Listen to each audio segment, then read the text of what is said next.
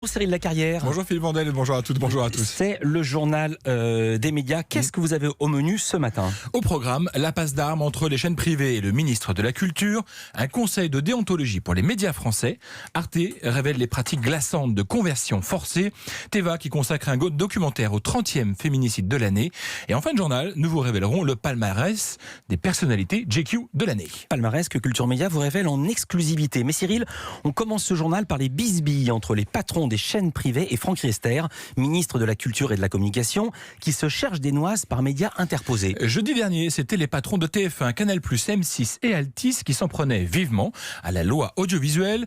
Réponse hier du ministre dans les colonnes des Échos, une réponse cinglante. Franck Riester évoque une forme de lobbying un peu à l'ancienne. Ça, c'est pour la forme. Et sur le fond, le ministre l'affirme sans embâge, quoi que les chaînes privées en disent, ce texte leur est bénéfique.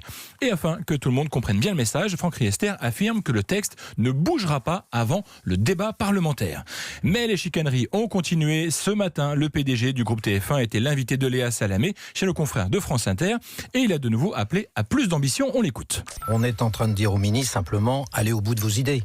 Vous nous avez laissé penser qu'on avait un rendez-vous avec l'histoire.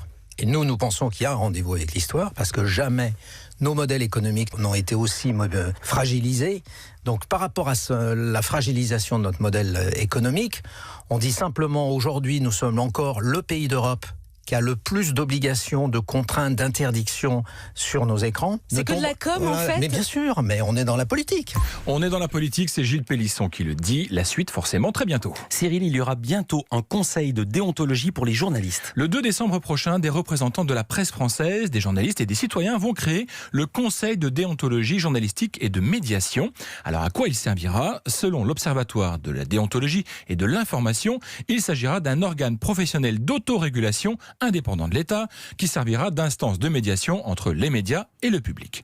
Ce CDJM pourra être saisi par les citoyens français et il pourra aussi s'autosaisir, mais il n'aura aucun pouvoir de sanction vis-à-vis des médias, juste la possibilité de donner un avis. En tout cas, la création de ce conseil de déontologie ravit en premier lieu une personne, c'est Jean-Luc Mélenchon. Le leader de la France Insoumise est un des premiers à avoir demandé la création de ce conseil et il a visiblement été entendu, au moins partiellement, car à ses yeux, les ambitions de ce nouvel organe sont encore trop limitées.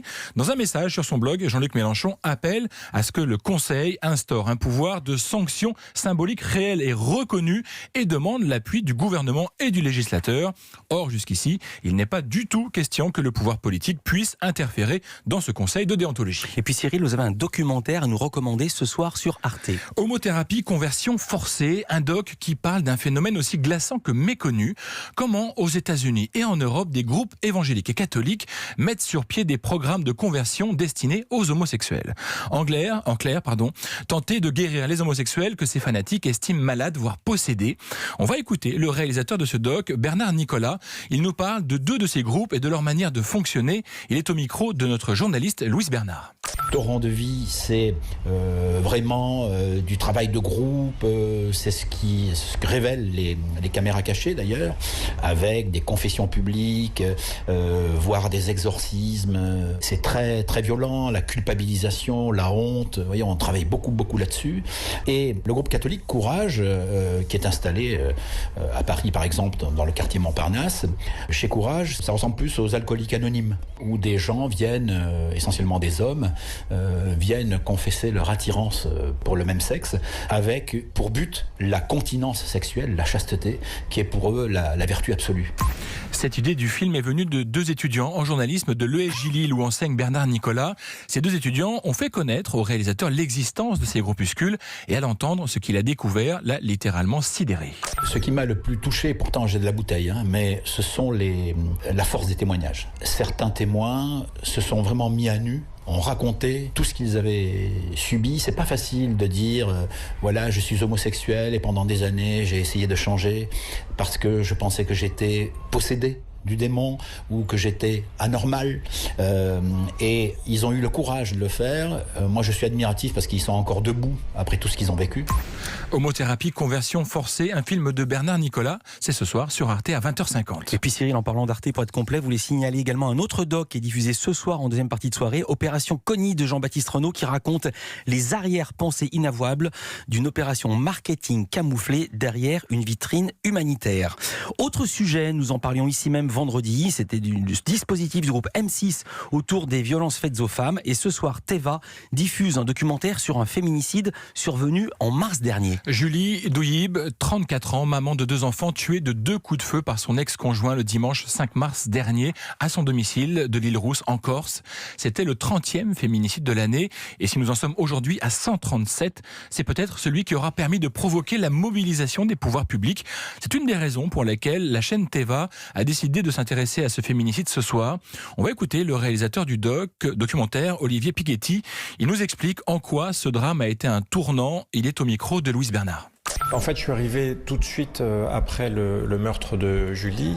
J'ai senti que les choses bougeaient autour de ça. C'est-à-dire qu'il y a eu des réactions immédiates et assez fortes. Les politiques se sont emparés de l'affaire et surtout la famille poussait beaucoup derrière. Ne savait pas comment faire parce que c'était une énormité qui leur tombait dessus. Mais ils cherchaient à bouger un peu dans tous les sens.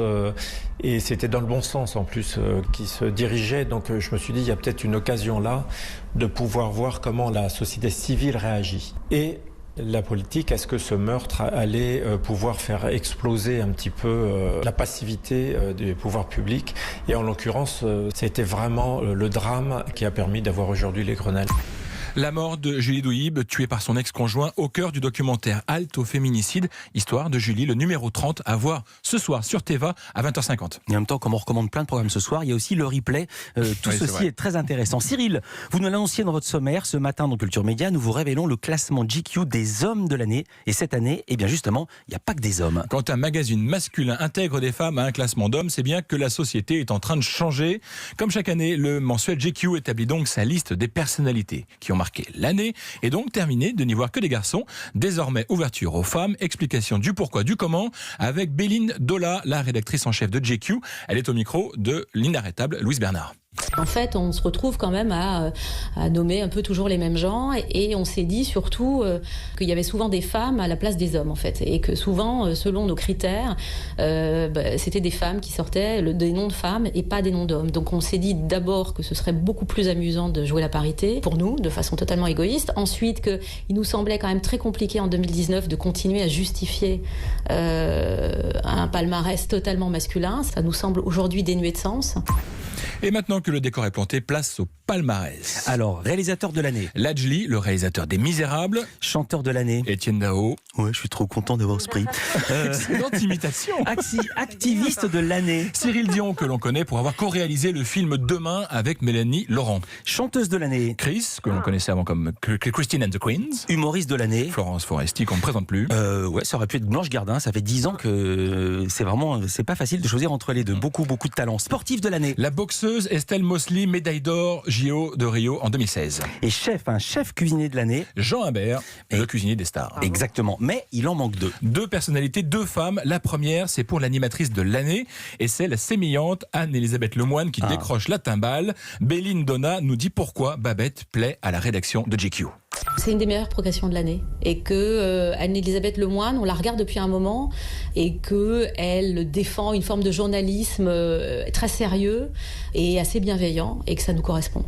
Béline Dola, la rédactrice en chef de GQ, et l'autre, eh bien c'est l'acteur de l'année, une femme qui s'empare du titre de meilleur acteur. C'est bien ça. Marina Foïs, parce qu'on l'a regardée toute cette année, moi je l'ai vue au théâtre, on est plusieurs à l'avoir vue au théâtre, on l'a vue au cinéma, elle a fait une très très bonne interview dans Society et qu'elle nous emballe et que c'est une des artistes les plus intéressantes en France aujourd'hui et qu'elle a de l'humour et qu'en l'occurrence pour ce palmarès elle a demandé à pas être l'actrice de l'année mais l'acteur qui dégenre. Donc juste ça nous a fait marrer et voilà, enfin c'est une très grande artiste, Marina Foïs.